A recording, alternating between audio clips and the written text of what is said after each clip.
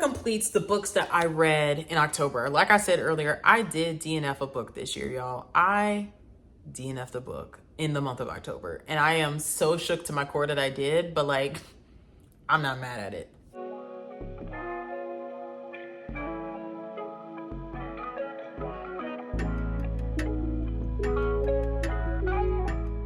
Hello my lovely book friends and welcome back to my channel. So as you can tell by the title of this video, we are going to be doing our October wrap up. So October was probably one of my best reading months of this entire year and I'm so proud of it. Like I am so excited for what I read in October and to get to discuss it with you guys because I am feeling really proud and successful with how it went.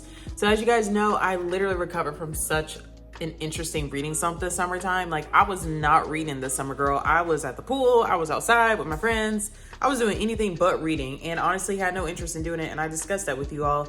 But I think September was definitely a month of transitioning back into or out of this reading slump, and I think October was the first month I really felt like back, for lack of a better word. Does that make sense? It just was a good month for me and I'm really excited to do this wrap up because I really want to talk about what I read. It also presented a challenge for the first time ever in, I honestly don't know how long, because I have never DNF'd a book this year. And I don't think I DNF'd the book last year or the year before that, actually. I have no idea when was the last time I could have potentially DNF'd a book, but I did DNF my first book of 2025 in the very least in October, and we're going to discuss that as well. We're going to jump straight into it and just go ahead and get this out of the way because I have a lot to say and I don't want this video to be too long. So we're just going to go ahead and get started. As you guys know, I use Storygraph. It is my favorite app to track everything, to keep up with everything. It is also Black owned, so personally it just kind of speaks to me to promote Storygraph and to continue to use it. I know there's plenty of other websites and apps out there. Me personally, I don't want to have to deal with several apps, so I pretty much only use Storygraph, which I say this in every monthly wrap up, but in case you haven't seen the other ones, I love Storygraph. So everything you guys see as far as like me talking about averages, stats, anything on my channel, it's all coming from Storygraph. So like I said, this month I read a total of 9 books, almost 3,000 pages, which is doing pretty good. I'm again very happy with this. And my average rating for the month was a 4.33 stars. Now I will give a disclaimer here. I am highly contemplating re-rating some of my books from 2025. And so I do think that's going to most likely change some of my ratings, my monthly average ratings. And I'd be very curious to see if I end up re-rating some of the books I read this month once I kind of sit down with it. I'm not really 100% sure. I'm still on the fence of it if I even want to do that, but something's telling me to do it because I read so many alleged 4.5 reads this year that some of them I feel like were 4.75 because they weren't necessarily a 5-star, you feel me?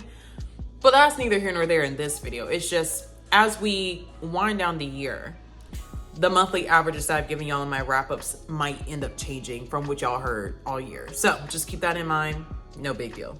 Okay, so I did a lot of Kindle reading this month and I did a lot of audiobook reading this month. I did not read as many physical books as I wanted to because though I read a lot this month, I was also very busy this month. Like I was always going somewhere, so I spent probably more time in the car than normal.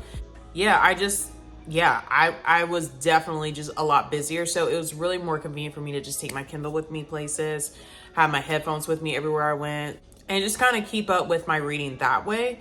Okay, I love physical books. I love having a physical copy, but it just wasn't as feasible for me. So a lot of these were immersive reads this month. So just kind of keep that in mind as well. So the first one I read in honor of spooky season for October was Bitter House by Kiersten Modglin. I may have mentioned that I read this book in a reading vlog. I honestly don't remember at this point what was mentioned and what wasn't in some of the reading vlogs that y'all would have seen already. It's just been a long month, guys. However, Bitter House was a really quick popcorn thriller that I highly enjoyed kicking off October with. It was a 4-star from me, and I will say the audio really was good. Like the audiobook version of this was very good. I definitely read this on my Kindle and listened to it as well, and I really enjoyed it. It was really good, very enjoyable. I finished it, I think, in literally a day. I'm pretty sure I finished it in a day because it was a 6-hour listen.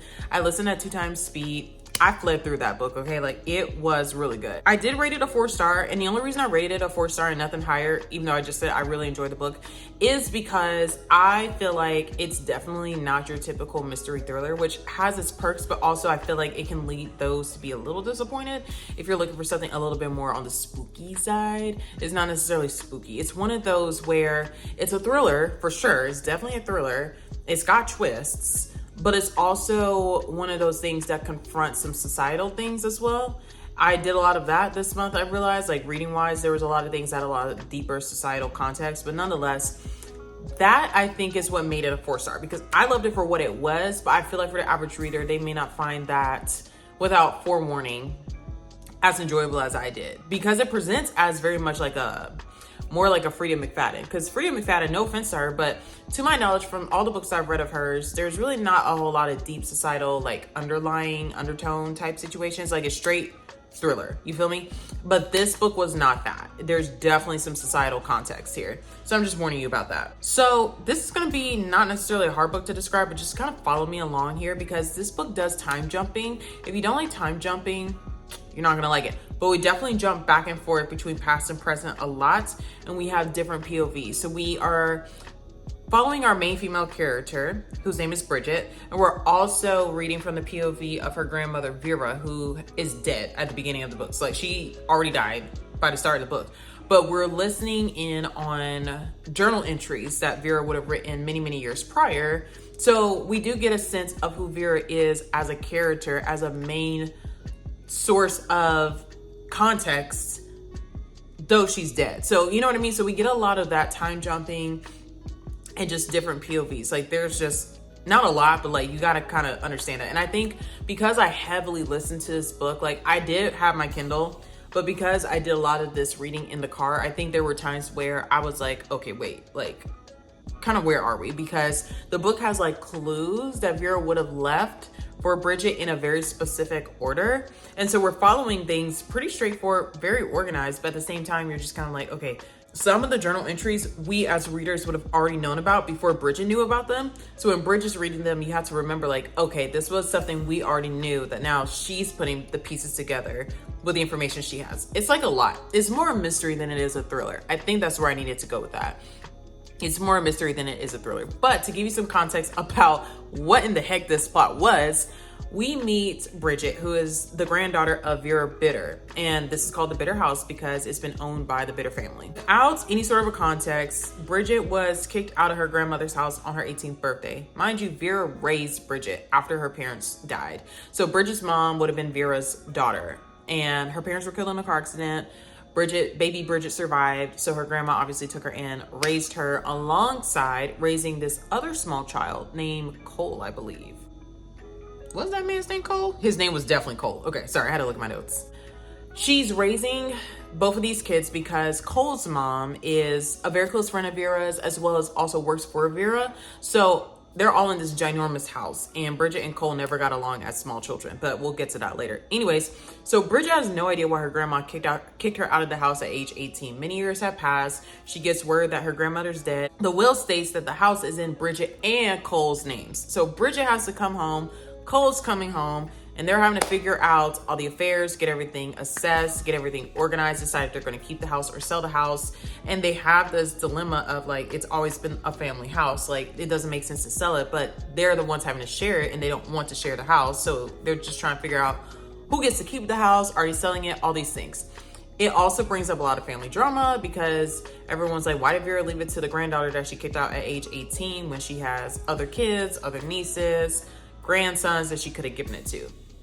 So that's one big glaring obvious question mark, is like, why Bridget, right? However, as the story continues and as Bridget is, you know, working through the house as far as like packing things up, finding belongings, she runs into all these clues where she realizes Vera left these clues very purposefully in a way where Bridget was going to find them with the help of Vera's best friends that are still alive, helping her get some information.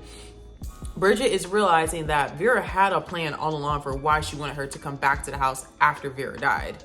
And so you're following Bridget and Cole on this journey of them collecting these clues, and they're getting more insight into who Vera truly was, because it's a completely different story than what they've known their whole lives, as well as just unpacking a lot of secrets that definitely are about to completely influence their future. It's a really straightforward mystery thriller situation. In short, it's Bridget and Cole following the clues of the dead grandma and trying to figure out what this means for their life, because it does bring up a lot of questions that they have about who they are, like their true identities, because there's been so much mystery for them even growing up. And so it really was a good popcorn thriller. I think even if it wasn't spooky season, I would have read this and enjoyed it the same in any form, in any part of the year. And you guys know I love mystery thrillers. Like, those are my favorite type of book besides a historical fiction. Like, that's my favorite genre. So like, I found it very enjoyable.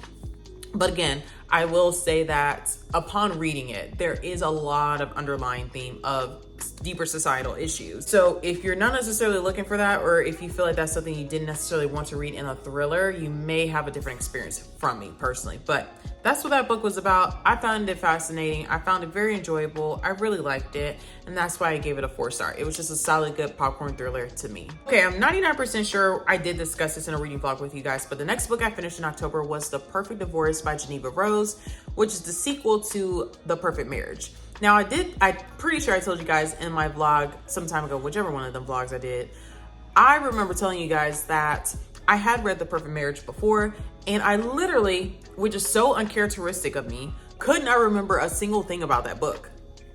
Like, I literally was like, it's almost as if I didn't read it, and I know for a fact I read it. So I ended up rereading The Perfect Marriage some weeks ago, or at this point, over a month ago, because that was in my September wrap up, I'm 99% sure, before reading The Perfect Divorce. Because I wanted to jump straight into The Perfect Divorce, but when I realized I couldn't remember what the original book was about, I was like, well, we'll have to read that later in the year. I gave this a 4-star. I personally like The Perfect Marriage better. That's just my honest opinion. I think it was a really good sequel. I like how it picked right up. Like, it was very flawless. Like, for me to have reread The Perfect Marriage and read The Perfect Divorce immediately after, smooth, solid, flawless. I love the transition. It was very good. I think sometimes I struggle with reading sequels because I get a little scared that they're going to be a little choppy. They won't flow well. If there's an interruption in the timeline that's unnecessary, but this was very well done. But I did like the first one a little bit better. So it's gonna be kind of difficult for me to talk about this book without potentially giving away some things in the first book. If you're either in the middle of reading it, haven't read it, whatever is the case, just understand that it definitely picks up from the first book. In the first book, if you remember, and if you don't know, it is about this man named Adam Morgan, who is accused of murdering his mistress. And his wife, who's already a high-profile lawyer, is the lawyer on the case. Like, she's literally going to be his lawyer on the case. I know, nuts. Couldn't be me. However, we followed the trial. So we followed everything. It's like, I think it was like a week or two leading up to homegirl's death. I can't even remember the mistress's name off the top of my head, but it's like a week or two leading up to that, just so we kind of get some background of like Adam and Sarah's life prior to. And then we get to where Adam's accused of murdering the mistress, and then we follow the trial the rest of the book. So we get the POVs of Adam, we get the POV of Sarah, and so because it switches back and forth between Adam and Sarah, we get, I feel like, a very equal look at what this trial is really looking like, and getting some ideas of like, oh, he did it, oh, but did he not? But if Sarah just found that piece of evidence, then that means he definitely didn't do it. But then he definitely did it though. It's crazy. I really, really enjoyed this book. This one is definitely a step above a beginner thriller, in my opinion. I think if you've already gotten your feet wet into the thriller world and you're just wanting more, this would be a good book. But I don't think I would just off the bat say read The Perfect Marriage. You know, like, I don't know. Like, I feel like anyone can read any book at any point in time. Like, not saying there's an order to books, but I feel like this was something that I think the girls that know they love a thriller really enjoyed. Me personally, I really enjoyed this book. And I love when a thriller has a sequel. Like, it was very Tom and Jerry, very cat and mouse, very fast. It gave me the vibe of like Behind Closed Doors by B.A. Paris. It gave me those kind of a vibes. Because if you have not read that book, that's very cat and mouse as well. And that's about a husband and a wife. Not very similarly, because they're not a lawyer and the husband's not on trial for murder. But the interactions between the husband and wife are similar, and the back and forth and the fast pace are very similar. So if you like that real super duper fast pace where you really can't put the book down type of ordeal, honestly, both of those books are good. But for sake of conversation, The Perfect Marriage and The Perfect Divorce as a sequel, fantastic. I would highly recommend reading them back to back. Like, again, I like The Perfect Marriage more than The Perfect Divorce, hence why I gave Perfect Divorce a 4-star, and I'm pretty sure I gave Perfect Marriage 4.5 maybe. But yeah, I love a thriller that has a good sequel. So In short, The Perfect Divorce does pick up from where The Perfect Marriage left off, but we are also a little bit into the future as well. So we do pick up, but we also move forward in the future a little bit, so you can kind of understand long after the trial what has happened and what is going on simultaneously. And I just really like that. Like, it's really good. I feel as though it could have easily just not existed. This book didn't necessarily need to exist. I think it's a welcomed treat for us as readers to have a sequel, but I do think the story was told in The Perfect Marriage. I think she just gave us a really nice treat to extend the story into The Perfect Divorce, but it wasn't something where I felt like there was resolve in the sequel. I just think we continued the story, and I found that very cool. So that was The Perfect Divorce. That was the second book I read for October. This one I know I definitely gave my thoughts about was Atmosphere by Miss Taylor Jenkins Reid. We all know I love Taylor Jenkins Reid. I love a good TJR book. She is so talented. I really like everything that I've read by her. I have highly enjoyed. Like, there's nothing I've been like, it's subpar. She's amazing. I love her. I love how immersive her books are. Like, I just can't get over it. I rated this one a 4.5.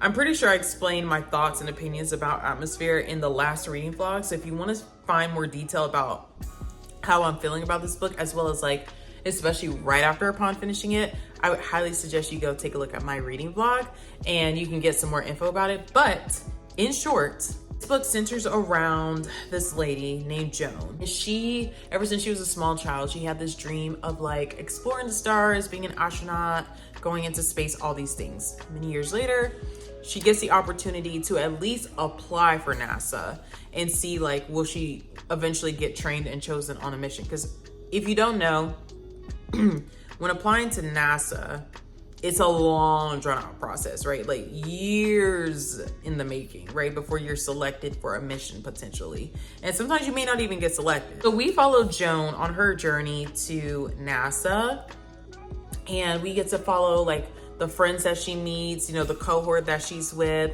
the bonds that take place, the relationship that's budding. And it's just a beautiful story about following your dreams, but also being comfortable adjusting to changes in your dreams, if that makes sense. Like being comfortable with the idea that overtly Joan's dreams do come true. And that's not me spoiling the book. That's the point of the book.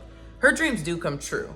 But the way in which it came true and the things that came out of it are things she wasn't prepared for, things she didn't ask for, things she was completely blindsided by in both a positive and negative way. But it brought forth something so beautiful that she didn't account for when dreaming as big as being in the stars. Like, you got to really think about what I just said. Her dream was to be amongst the stars, to actually get to fly to space. And yet the things that she gets out of having that dream are so much bigger and so much more fulfilling than that even. And that's what she's learning, is like, there's so much more to life than just having like a goal, right? Like you have to actually live life to the fullest. You can't just be so tunnel vision that you miss out on all the beauty that the world offers around you. And even with that, I love how they bring the perspective of when you're in space, time is such a different concept than us here on Earth. Like they made it, TJR really wrote very clearly how each second matters when you're on a mission, right? Like not hours, well, yes, hours, but like each second is accounted for. And that's why the training that Joan goes through and her friends in this book, you know, is very detailed, because they have to learn, they have to see very real life, like how the second is so important in space, right? And so because of that, it makes you as a reader here on planet Earth, because I'm pretty sure none of us readers have been to space, right?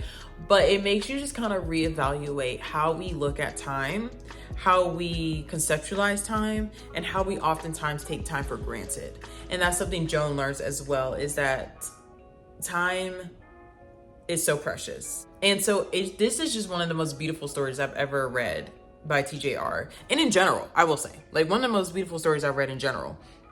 And I gave it a 4.5 simply because of the fact that it took me a long time to kind of not get confused with who was who in the book, because I do feel as though that TJR introduced all the characters really quickly early on in the book, and then we followed the story, which as the story went on was easier to understand who was who.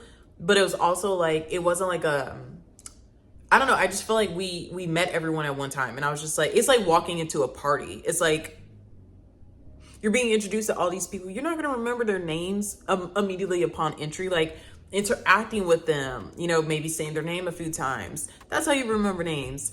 And so I think that's what was a barrier for me being able to enjoy it quicker, because I'm not gonna lie to y'all, though it's a beautiful story and I can speak highly about it, it took me a while to get to the place where I loved it. I only liked it for quite a while, and it wasn't like a DNF type of a feel. It was just like, I'm enjoying it, it's TJR, it's good, but like I'm not loving it. And it just was because I was constantly confused about who these characters were, because there was just so many characters at one time, and I was just like, bro, I can't keep up. And I oftentimes can do very well keeping up with characters, but like, it was something about the way it was just like boom, boom, boom, boom, boom.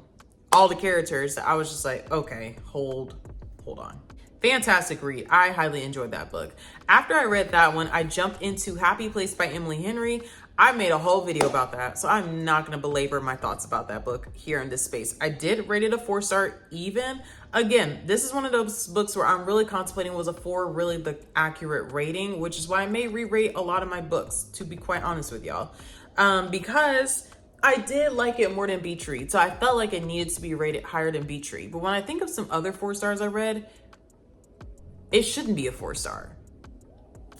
I have learned that I do struggle with certain types of tropes, for real. Like, I've always known this, but like, I'm really like learning it big time now. Like, again, I already discussed it in detail, but the miscommunication in this book was such an eye roll, okay? The characters I thought were fantastic, but the problem is I wanted more of the characters, right? I felt like we were just all acting like overgrown high schoolers that never grew up, that never accepted where we are in life now.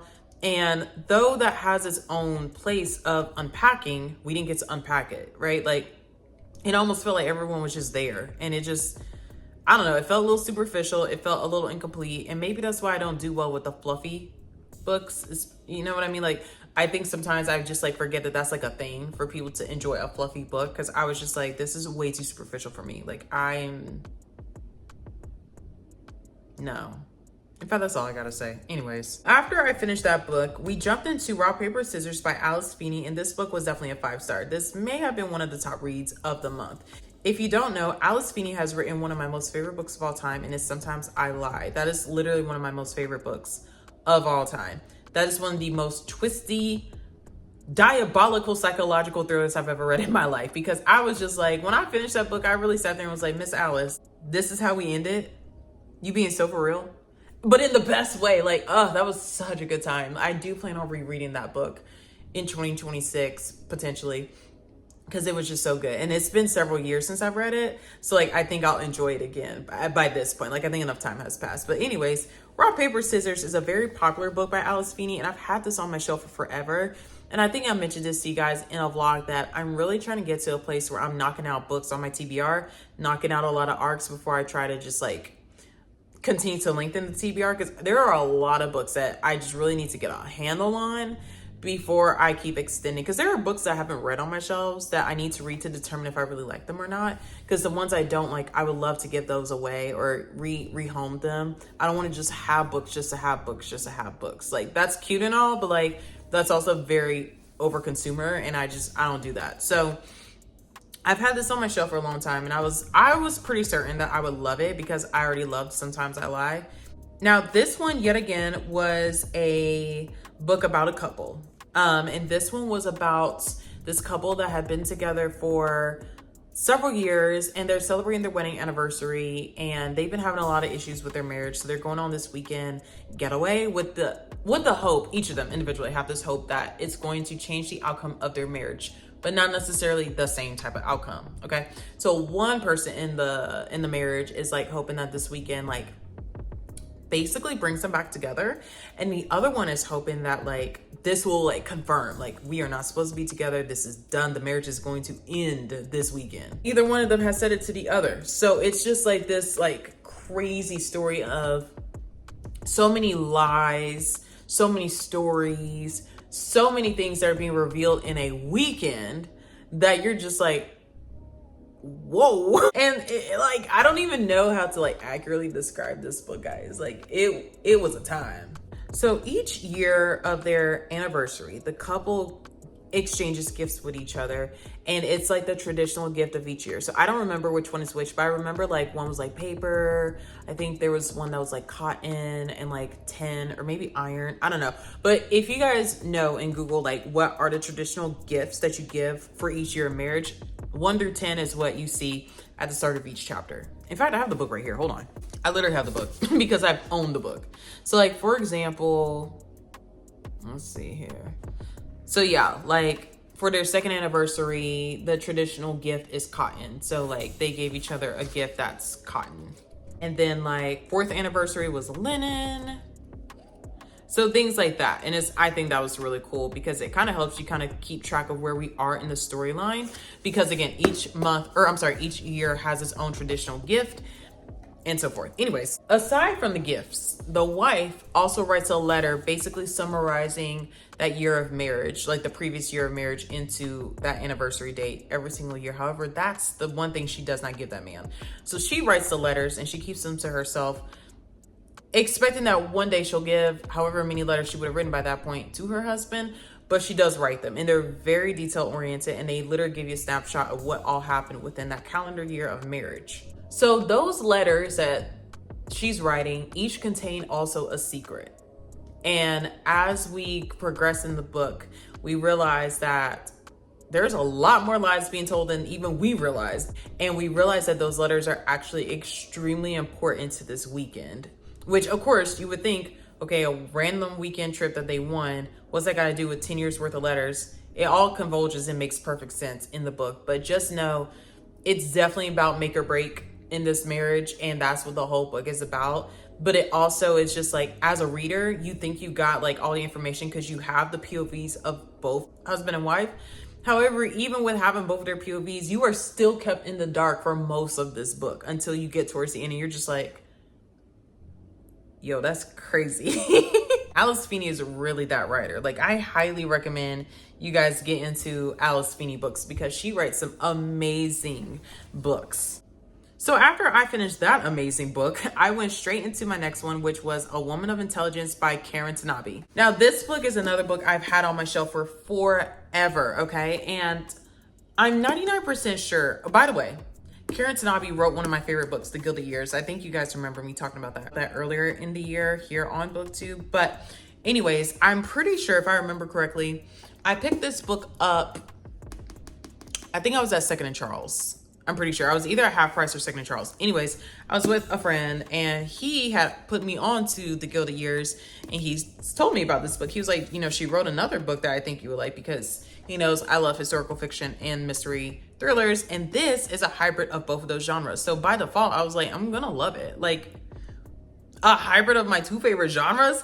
Heck yeah, I'm in there. It was a 4.5 star for me. I absolutely enjoyed every minute of this book. So we follow the story of Katarina, and she was born in New York. She's a New Yorker girly, and she's also the daughter of immigrants. And so she is here. She's making a good career of herself as a translator in the UN, which is newly formed, and she's having the time of her life, right? So we really get to see a lot of flashbacks of Katarina in her element, in her prime, in her career, where she's getting to travel, she's with her friends, she's making good money. I mean, she's having the time of her life working for the UN. She eventually falls in love, settles down, and Tom, her husband, you know, basically is telling her like, okay, you're a housewife now. Like, your job is going to be to raise kids and be my housewife. Like, you're going to come to all the parties, because Tom's a doctor, by the way, like a very successful, no, not even just a doctor. I think a surgeon, or maybe just a doctor. Either way, Tom is extremely successful. And he was like, yeah, no. You can return to your career maybe once the kids are older, but as of right now, for this time in your life, you are literally just this. Like, you're going to be the wife that comes to all the parties, and you're going to raise my kids. And, you know, at first, you know, she was so in love that she was all for it. But as the years go by, she starts to really miss this career and this life that she had. And it's like, she'll never get to go back to the singlehood of her career, of, you know, that lifestyle that she had. But like the career, the ambition of it, you know, the ability to be a career woman is what she's missing. Long story short, Long story short, a lot of things happen to Miss Girl. Okay, like a lot happens to her, but she basically ends up getting hired to help smuggle documents via the FBI from New York to DC, because she was formerly involved with someone that the FBI is trying to track down. So they're actually using her as a way to get involved and figure out what this guy is scheming, what he's plotting, what he's got going on. Yeah, we're basically following this girl as she's living this double life of being a spy and a mom, and just the choices that she has to make and the sacrifices she has to make, and just the realization that, like, no, she's not just a housewife. Like, she once had a career, and just because Tom wants her to fit this image, you know, she doesn't have to do that. She can do more than that. She is more than that, right? So she's challenging that societal structure of the time, but in such a cool way, because though it's the 50s and it's New York, like, she's also a spy. Like, it is just so cool. Like, this was such a good book. I really think I like Karin Tanabe's books. I'm honestly not sure if she's written anything else, but the fact that Gilded Years was one of my most favorites of last year, and just in general, like, one of the best books I've read, and she came with this one pretty heavy and I enjoyed it. Like, I'm very curious to know if she wrote anything else, and if so, I'm really into reading more of her in 2026, because this was so good. So if you're a historical fiction girly, but if you also like a little bit of a thriller, this is your book. It's so funny, that cover really reminds me of The Yellow Wife by Sadika Johnson. Like, to me, it's so similar. It's kind of like a hybrid of the covers of House of Eve and The Yellow Wife to me a little bit. And every time I look at it, I like immediately think that's the book it is, like The Yellow Wife, but it's just so interesting to me how similar those covers are, but neither here nor there. So the next book I read after that was Sunrise on the Reaping, which is a Hunger Games prequel. So if you have not read The Hunger Games, we would be here all night just explaining the Hunger Games, okay? But I'm pretty sure at this point, most people know at least what the Hunger Games are via the books or the movies. If you don't, do a quick little YouTube search of like a good little synopsis of books or the movies. Honestly, either one would be good. I'm always team books, but honestly, the Hunger Game movies were also really fantastic. So either one, to kind of give you an understanding of where the roots of these stories come from, because this is a prequel. So though this book came out years after Hunger Games, I don't even know when Hunger Games came out, but I remember reading them not long after they came out. But regardless, this prequel centers around a character named Haymitch. Again, if you don't know Hunger Games, look, it's so much to try to explain to you, but Haymitch was Katniss's mentor. The way you have a mentor in the Hunger Games is by someone from your district has to have won the Hunger Games previously. So Haymitch is the one that has won the Hunger Games for this district. So he is Katniss's mentor, and he was one of my favorite characters in the original Hunger Games trio. He just has so much to offer and was just so mysterious, and just there was just so much to him, you know, like I wanted to know more. So for the fact that they came out with this prequel many years later, fantastic idea, 10 out of 10. If you have read Hunger Games, or if you understand the concept of Hunger Games, about how we take representatives from each district, they battle it out in an arena, last one standing wins after killing everyone off, and we do it again every single year, then you get it, okay? So it's nothing original in the sense of the Hunger Games is a yearly occurrence. And we do know this by the time we meet Katniss. Like, this has been going on for many a year. So we're rewinding it back to when Haymitch played games. That's literally all it is when Haymitch played Hunger Games. Nothing necessarily crazy about it. It's quite literally the same process. So if you remember with Katniss, you know, it was all the like press ahead of, or we did the reaping where we draw the names, and then, you know, they get pulled from their homes. They have to get prepped. They do the training. They have to do all these like interviews and things. And then they get released into the arena where they battle it out. And then we wait for the winner. Once the winner has been confirmed, they pull the winner out of the arena, get them all medical up, okay? And then they parade them around as the winners. And then they go to the winner's village in the capital. So because of that, we are just seeing why Haymitch is the way he is now by the time we meet him as he's Katniss's mentor. Who was he when he played the games? Because he was much younger, different headspace, all the things. So you get to have those why questions answered in this book of who is Haymitch? Why was he like this? Why did he advise this? Why was he aiming for this? You know, what was his relationship with Katniss like? Why was their relationship like this? Why did he tell her to do, like, you get so much answer in this book, and I loved it. So this book was so good, so heartbreaking, so sad, so freaking emotional, but so fulfilling at the same time. Like, it's such a good prequel. I also read the Ballad of Songbirds and Snakes. Was that this calendar year? Had to have been. And I really like that one. That's about President Snow. But this one was better to me. And I think it's just because I like Haymitch better, because who wouldn't like Haymitch more than President Snow? Like, let's be so for real. But like, truly, this was such a good prequel. I think both of the prequels have been fantastic, but I think Haymitch's prequel was just chef's kiss. Now, if I haven't said it already, I rated this one a 4.5, but it was truly such a good prequel. All right, so the next book I read after that is First Light Wins by Ashley Elston. And this book right here was so freaking good. This one was more of a mystery than it was a thriller.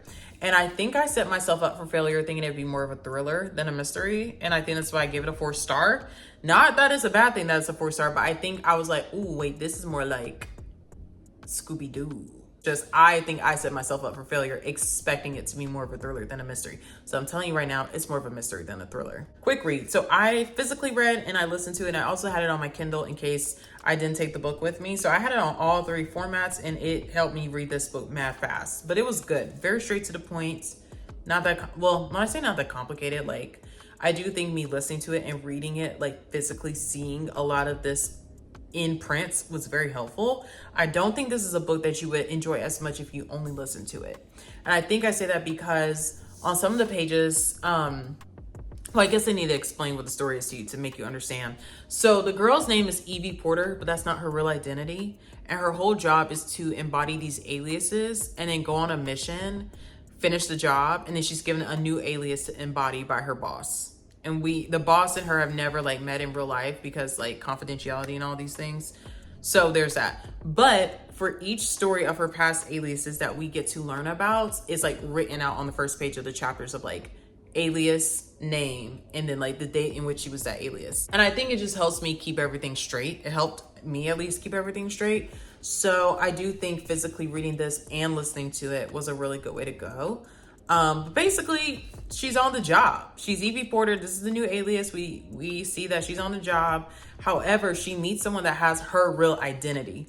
And she knows that because obviously she knows who she really was. So she's trying to figure out, why is there someone else in this random town that she's been placed in that's identified as her old identity? So she has to figure out why that's the case, as well as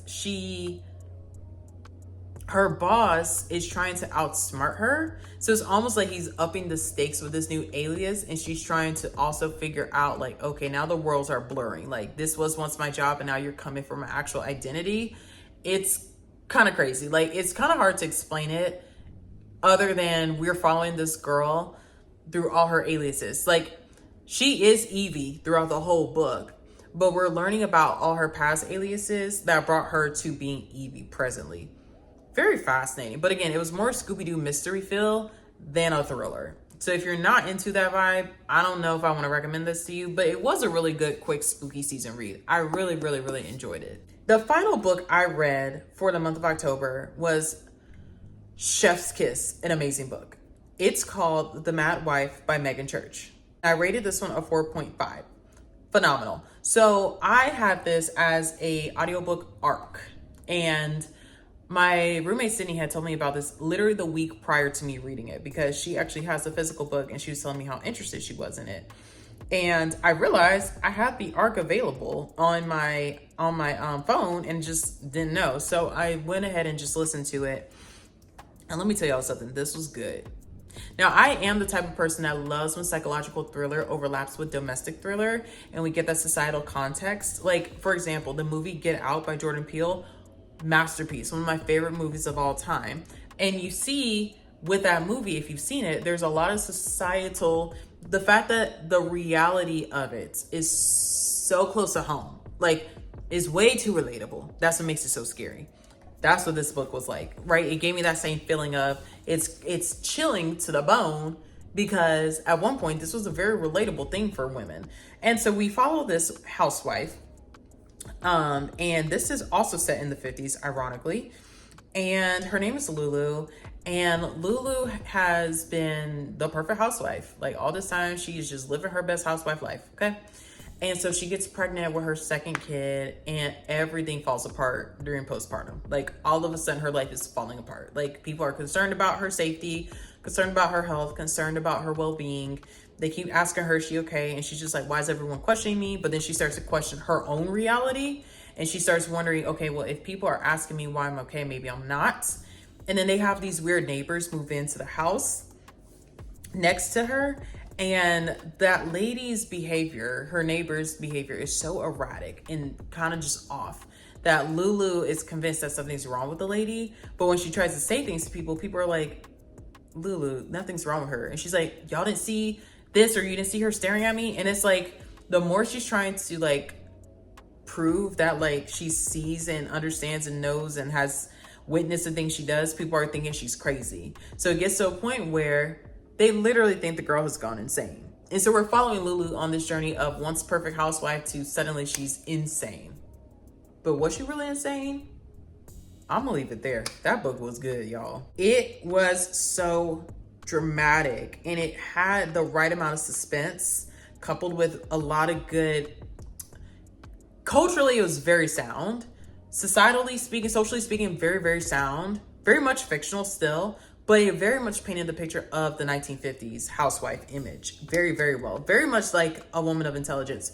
Both of those books, I think, really embody the 50s very well as far as what that housewife character looked like for a man that really wanted his wife to fully be the housewife. Like, really get into that character, right? Like, very much not progressive at all, okay? So, very much patriarchy. And so, I think that was just really neat. Like, it really painted a beautiful picture of what Lulu was going through, what the other housewives were witnessing, noticing, what her husband was going through. And yet, you know, it really raises the question of, we see how far mental health awareness has come. We see it, but also it shows you like, wow, that's just how bad it was then. You know, like that's how taboo certain things were. And that's not me trying to give anything away. It's just like, it raises a lot of debate and discussion around postpartum and the things that can happen in postpartum to a woman, but also without the right resources and the right education, what that looks like and what that does to a person, right? Like there are people like Lulu that really existed. Like this is not far-fetched at all. And that's what's so diabolical about the book. It's like, this is very much real life. Like someone could actually full on relate to this story. Like it's really not that far out of pocket. Oh, it was so good, guys. That was super good. Though that completes the books that I read in October. Like I said earlier, I did DNF a book this year, y'all. I DNF'd a book in the month of October. And I am so shook to my core that I did, but like, I'm not mad at it. So I started this book and I think I started it right before I started First Light Wins. And it's called This Thing Between Us by Gus Marino. Now, I will say what drew me in was that it was more like a horror thriller. And I was like, ooh, this looks good. Now, I should have read a little bit further, but I had high hopes. So what I really liked about it was it incorporated a lot of Mexican American folklore, which I thought was very fascinating because I don't know much about that. And so I was very interested to see like what I would learn about Mexican American folklore from the book. But like, child, I couldn't finish the book, so I didn't learn nothing. Anyways, so this book centers around, let me try to explain this because the way I'm about to explain it is going to explain, or it's going to dead give away why I DNF'd it. So the book starts off talking about the fact that this man just lost his wife to a very tragic accident. Like she literally fell down some stairs at a train station. Tragic. She was very young, very sudden, very traumatic. And the grief of that tragedy is, as it should be, immense for him. Like they were soulmates. They were destined to be together forever. Like he loved her down. Okay. Valid. Makes perfect sense. However, we jump back in time to when she was alive and instead of like you guys know how we have like Alexas and Amazon. Okay. In there it's I think it's like an Itza or an Itza and Sahara. So keep these things in mind. So they buy this Itza, right? Which is Alexa. And it does weird things. Like it's turning on when not prompted. even when you're not in the room, it's lit up, like it moves, it shifts a little bit. Very bizarre, right? But they like don't think too much of it. And then eventually they're like, you know what? It is a little weird. We'll just replace and get a new one. Child. And then we fast forward back to the funeral and how he's so sad and all these things. And it's like, so we just completely dropped off the Itza and went right back to the funeral. And so then we're still reading about the funeral. And then finally he's just like, I've had enough. I'm moving away from this town because like there was so much news coverage about her death. Like he was getting stopped everywhere he went. Her friends were being weird towards him in the sense that they're like, you just gotta like move on. But like flirting with him. And it's just like, whoa, bro, like what? Have some decorum. So he decides to take the money from like, I think it was like his life insurance and like different settlements and stuff because like he was left with a large settlement because again, it was like an accident that she died, but it was like very tragic, all these things. Anyways, so he takes that money and he moves to like this very secluded cabin, far away. Then he meets this dog, child. He meets this dog, okay? And this dog literally is dying, okay, like randomly dying. And so he like rushes it to the vet and the vet's just like, I'm so sorry, we're gonna have to like put the dog down. So then they put the dog down and he takes the dog's body with him to bury the dog like at his cabin because he just feels so badly for the doggy. But then he sees the doggy the next day and he's just like, I swear to God, I just buried him. So then he's like digging up the ground and the dog's not in the ground. The dog's standing in front of him. And then all of a sudden he's in the forest and there's a wall and he's just like, where did this wall come from? And there's a door and the dog's alive. And then he goes into the cabin and he's pulling out books and his name's in every single book. And then he randomly vomits on the floor and then he goes back outside and there's the wall. And at this point we are 60% in the book and I'm like, so we were talking about we were talking about homegirl dying. There's a dog that won't die. There's books with your name on it. There is a wall in a forest. What is going on? Like, there was nothing tying anything together at this point. And I'm pretty sure, maybe, possibly, it would have tied together in the remaining 40%. But it's 60% into the book. And we are getting more and more and more disjointed. And it got to a point where I was getting so irritable that I was like, I refuse to finish this. And y'all know I don't DNF books. Like, I finish books, I see them through. Because oftentimes, even if I'm not loving a book, I end up liking a lot of the books I read. Like, I very rarely hate a book. Okay, and I didn't even feel comfortable rating this book because I honestly didn't finish it. I feel like if I had finished it and still hated it, I would have rated it a 1 star. But I just feel like I can't even rate it because I didn't technically finish the book. So I'm not going to do that. But the point that I'm making here is it made no sense. How are we over halfway to the book and we got like 3, 4, 5 plots going on? Dog that won't die, some wall, a forest, a cabin, grief, which I think the overall, to my knowledge, the overall point of the story was to explain how grief can be so impactful in one's life, which I feel like could have been a very powerful thriller. And we see that like throughout the whole book, this man is just heavy with grief. You feel it, you understand, but it's also like you lose track of the fact that he's grieving because we're still trying to figure out why are we talking about the Itza or the Itzba and taking it back to Sahara. And like the way the summary of the book is written, it talks about how the Itza does indeed have some severe importance to all this weird thing, like all these weird things happening in their lives. And that's cool and all, but it's like, you literally talked about in the beginning, and then I've been going on this rampage with this man the rest of the book. Like, how was I supposed to know the Itza would be returned, like, as a point of the story again? Like, he moved away. So, like, there was nothing in me thinking, like, the Itza still matters at this point. But yet y'all told me in the summary of the book, the back of the book, that's a huge part of the story. Like, again, maybe it was gonna wrap up. I didn't care to find out. Didn't care. Couldn't do it. I found it weird.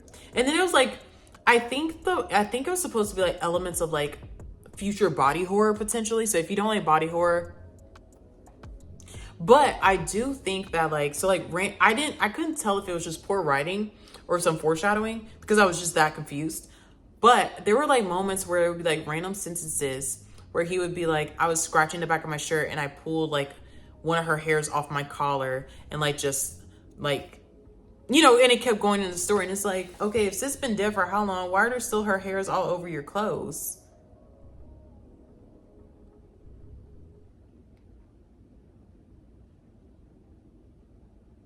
Again, when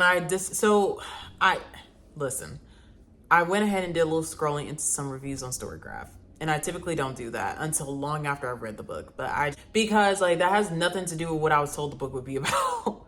Again, I know it's a horror thriller, but it's also like, if you tell me something has significance in the book and I don't know about it after the first 20% of the book and we're 60% in, no, you lied. I don't know, man. I don't know. Maybe I'm overthinking it. Maybe I'm off par, but I did not enjoy it. It was not fun. It was 0 out of 10 recommend.